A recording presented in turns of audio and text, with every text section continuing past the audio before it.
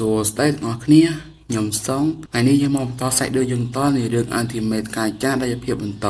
សម្រាប់អ្នកចង់បាក់កាហ្វេខ្ញុំអាចដូនេតតាម QR នេះបានតិចឬច្រើនខ្ញុំទទួលយកទាំងអស់អញ្ចឹងកុំឲ្យរងចាំពេលយូរ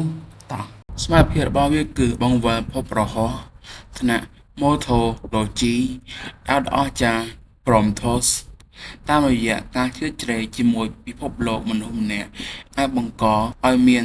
ព្រឹត្តិការណ៍ដែលមិនអាចទៅរួចជាមូលដ្ឋានដែលមានន័យថាវាអាចធ្វើទៅបានជាមួយនឹងសមត្ថភាពនោះច្បាប់ចម្លងជាច្រើននៃ Novel 9999 Nasuna វាអាចធ្វើទៅបានក្នុងការធ្វើឲ្យច្បាប់ចម្លងជាច្រើនរបស់អ្នកខ្លាយជាការវត្តជាមួយនឹងកម្រិតនិងឧបករណ៍ដូចគ្នាវាអាចបង្កើតបានតែច្បាប់ចម្លងអតិបរមា4ច្បាប់របស់អ្នកប្រើប្រាស់ដែលមានឧបករណ៍និងការចងចាំដូចគ្នាបើអ្នកប្រើប្រាស់ព្យាយាមបង្វិល Providence ដោយមិនប្រុងប្រយ័ត្នការវាយបកអាចសម្លាប់ពួកគេបានទោះជាយ៉ាងណាក៏ដោយដល់អស្ចារ្យ Prometheus មិនមែនជាអំណាចគ្រប់យ៉ាងទេវាជាដែនកំណត់របស់វាបើវាលើសពី4កម្រិតរបស់ពួកគេនឹងថយចុះ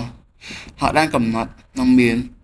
4000ច្បាប់ចម្លងអ្នកដែលពិបាកជាអតិពលបំផុតគឺសត្វដទៃទៀតហើយបន្ទាប់មកគឺវត្ថុសរីរាង្គឬវត្ថុដែលមានអំណាចវេទមន្តបន្ទាប់មកគឺរបស់របររបស់នាងគោលដៅងាយស្រួលជាអតិពលបំផុតគឺអ្នកប្រើប្រាស់គឺអ្នកសម្ងាត់ខ្លួនឯងបើអ្នកប្រើប្រាស់ប្រើវាដោយកម្លាំងការវាយបកដែលត្រឡប់មកវិញ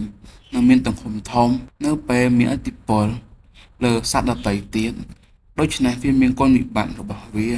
ការបង្វិលភាពល្អឥតខ្ចោះដើម្បីផ្លាស់ប្ដូរចំណុចខ្សោយរបស់សត្រូវបន្ថយកម្រិតរបស់វាឬធ្វើឲ្យពួកគេខ្លាចជាអ្នកស្ដាប់បង្គាប់អ្នកប្រើប្រាស់ជាធម្មតាវាមិនអាចទៅរួចទុកទេនោះហើយជាមូលហេតុដែលការបង្កើនចំនួនណាស៊ូណាខ្លួនឯងនិងវាប្រហារសត្រូវគឺជាវិធីដ៏មានប្រសិទ្ធភាពបំផុតក្នុងការប្រើប្រាស់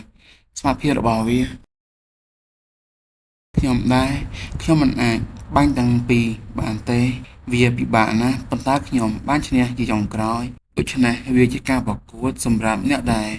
នឹងផ្ដួលពោះសាហាវនោះចុះខ្ញុំមិនអនុញ្ញាតទេមិនយុត្តិធម៌ទេអ្នកដែលទទួលបានវាមុនគេឈ្នះអ្នកមិនអាចរត់បានទេខ្ញុំនឹងខ្លាចជាអ្នកកាត់វាបន្ទាប់ខ្ញុំមិននឹកស្មានថាវាអាចបាញ់ចេញបាល់តូចជាច្រើនយ៉ាងនេះទេខ្ញុំបានបន្ធូរបន្ថយការការពាររបស់ខ្ញុំវាឈឺណាស់ដៃឆ្វេងរបស់ខ្ញុំយើងមិនអាចឲ្យការវាប្រហារទាំងនោះទៅដល់ Master បានទេមិនថាមានអ្វីកើតឡើងក៏ដោយការវាប្រហារបែបណានោះវាអាចលុបខ្ញុំបានយ៉ាងងាយស្រួលទោះបីជាខ្ញុំជាមនុស្សរឹងមាំបំផុតនៅក្នុងអាប៊ីក៏ដោយសូម្បីតែការការពាររបស់ Nasuna ក៏គ្មានអ្វីប្រឆាំងនឹងវាដែរហើយតើវាជាអំណាចបែបណាទៅតើម៉ៃស៊ីមិនត្រូវបានគេវាដំទេឬអត់ពោះនៅកំពុងស្រែកយំចៃជំនះរបស់វាហើយទោះបីជាយ៉ាងណាក៏ដោយមិនចាំបាច់បារម្ភទេដាហ្គានគិតថាវាអាចយកឈ្នះណាស៊ូណាបានបន្ទាប់ពីបានផ្ដល់ឲ្យនាងនៅរបួសតូចមួយវាពិតជាឆោតងងណាស់បង្វិលព្រះដ៏មានឫទ្ធានុភាពដើម្បីព្យាបាលរបួសរបស់ខ្ញុំ Prometheus សូម្បីតែស្លៀកបំពាក់និងឧបករណ៍របស់នាងក៏ត្រូវបានជួសជុលរួចរាល់ដែរនាងបានជាសះស្បើយទាំងស្រុងរបួសនៅលើដងខ្លួនរបស់នាងនិងការខូចខាតនៅលើឧបករណ៍របស់នាង